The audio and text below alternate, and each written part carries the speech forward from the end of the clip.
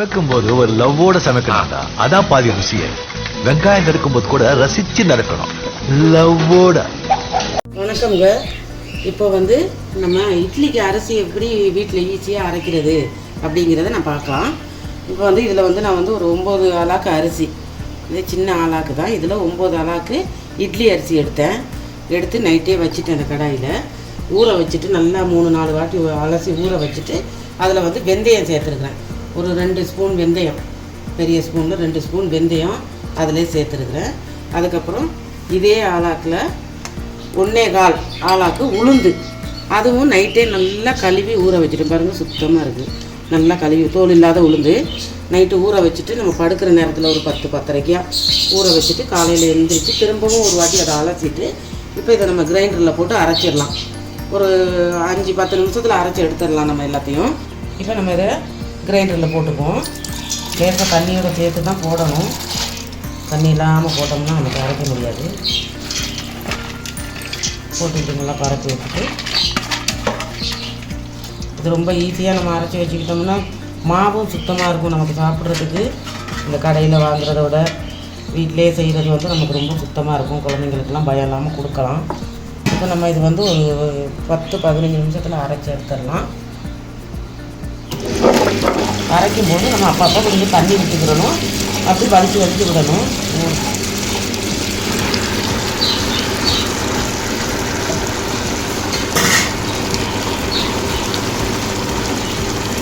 இப்போ நம்ம போட்டதுக்கப்புறம் நல்லா அரைஞ்சிருச்சு. அப்பப்போ நம்ம இடையில இந்த மாதிரி வலிச்சு விட்டுக்கிறோம். கையை தண்ணியில் நனைச்சி, ரொம்பவும் தண்ணி ஊற்றிடாங்க, தண்ணி ஆகிடும். நல்லா அரைப்பட்டு வச்சு இன்னொரு 5 நிமிஷத்துக்கு நம்ம எடுக்கணும். இந்த மாதிரி நல்லா மையாக அரைஞ்சிருக்கும். இப்படி வலிச்சு விட்டால் தான் நமக்கு ஒட்டாமல் இருக்கும், மேலே பொங்கி வராமல் இருக்கும். இப்போ மாவு நல்லா அரைஞ்சிருச்சு, நம்ம வலிச்சு எடுத்துகிறோம். இந்த மாதிரி நீங்கள் சைடில் வச்சு இப்படி கொஞ்சம் கொஞ்சமாக அள்ளி இந்த பாத்திரத்தில் போட்டுருங்க. அப்போ தான் கரைக்கிறதுக்கு ஈஸியாக இருக்கும். நமக்கு பெரிய பாத்திரமாக இருந்தால் ஒரு 15 நிமிஷத்தில் அரைஞ்சிருக்கலாம். இந்த மாதிரி அள்ளி சட்டியில் போட்டுக்கோங்க. நம்ம அரைக்கிற மாவு ரொம்ப சுத்தமாக இருக்கும். நமக்கு கடையில் எப்படி அரைப்பாங்க என்னன்னு தெரியாது. இட்லிக்கும் ஊற்றிக்கலாம், தோசையும் ஊற்றிக்கலாம். நம்ம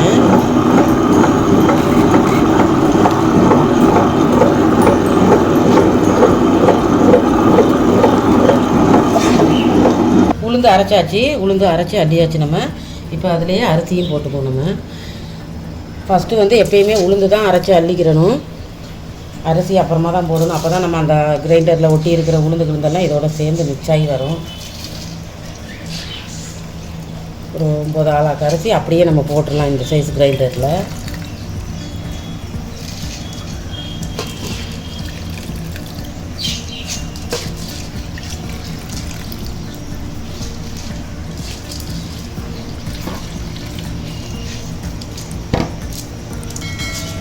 எல்லாம் போட்டாச்சு.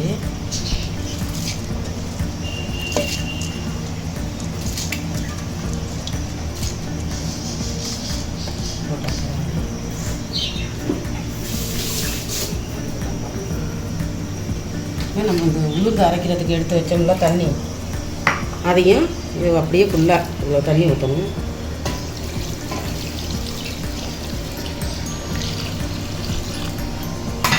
ஊற்றிட்டு விட்டுட்டு ஓடிடாதீங்க. நீங்கள் வரும்போது வெறும் கிரைண்டர் தான் இருக்கும், அரிசி இருக்காது. இந்த மாதிரி கை வச்சு கொஞ்ச நேரத்துக்கு இந்த மாதிரி கை வச்சுக்கிறோம், இல்லைன்னா அரிசி எல்லாம் வெளியாகிடும். கிரைண்டர் சின்னதாக இருக்கிறதுனால நீங்கள் பாட்டுக்கு போட்டுட்டு அதை அரையட்டுக்கு போயிட்டு பார்த்தீங்கன்னா வெறும் கிரைண்டர் தான் இருக்கும். இந்த மாதிரி கை வச்சு கொஞ்சம் நேரம் இது பண்ணிவிட்டு அப்புறமா ஒரு மூடியை போட்டு கிரைண்டர் மூடி போட்டு மூடி விட்டுட்டு நீங்கள் உங்கள் வேலையில் பார்த்துட்டு இருக்கும்போது இதை அரைஞ்சிடும். கொஞ்சம் நேரத்துக்கு இந்த மாதிரி பண்ணியிருக்கணும், இல்லைன்னா வெளியே தெரியும்.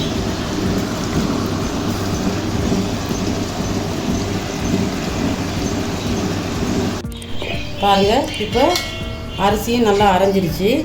நல்லா இந்த பதத்துக்கு அரையணும், குறகுறப்பாக இருந்தால் தான் நல்லாயிருக்கும். இப்போ நம்ம இதையும் வலிச்சிடுவோம்.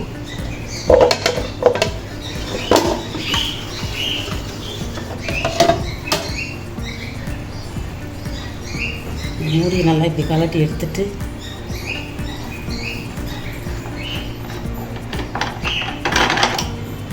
அப்புறமா இந்த கல்லில் லேசாக தூக்கி இந்த மாவெல்லாம் நல்லா இப்படி வலிச்சு விட்டுருங்க கையாலேயே.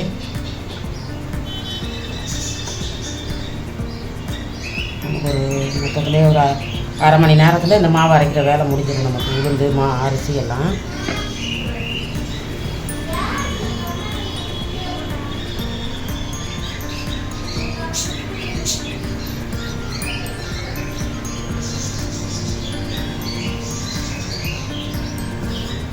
கல்லுக்கு போட்டு கலந்து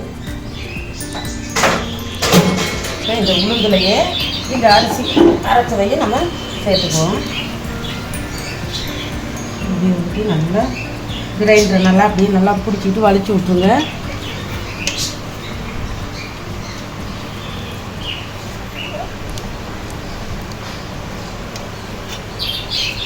நிறைய பேர் இருந்தீங்கன்னா நிறைய அரிசி போடலாம், அதை 2 தடவைக்கு போட்டு அரைச்சிக்கலாம். இது கொஞ்சமாக இருக்கிறதுனால கொஞ்சமாக சேர்த்துக்கலாம். மாவு வலிச்சு விட்டாச்சு. இப்போ நம்ம கரைச்சிடுவோம். உப்பு இந்த ஸ்பூனில் ஒரு 6 ஸ்பூன் உப்பு. மாவு நிறையா இருக்கிறதுனால 6 ஸ்பூனு.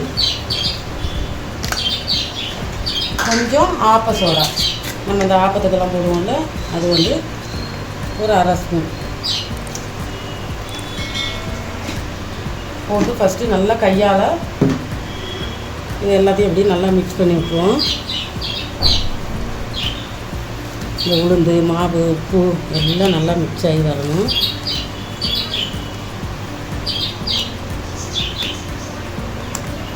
ரொம்ப தண்ணி ஆகிருச்சுன்னா இட்லி வராது, தோசை தான் ஊற்றிக்கலாம். தண்ணி ரொம்ப விடாமல் பார்த்துக்கிறணும். இந்த பதத்தில் இருந்தால் தான் நமக்கு இட்லிக்கு நல்லா வரும். கரைச்சி வச்சுட்டு இப்போ நம்ம இதை வந்து நல்லா கலக்கி தூக்கி ஆற்றிக்கிடுவோம்.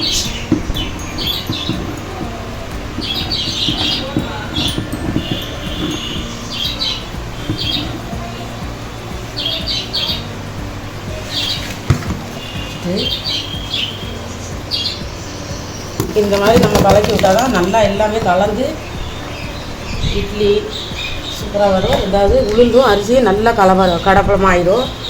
இந்த மாதிரி ஒரு 3 தடவை நல்லா கலக்கிக்கிடுங்க.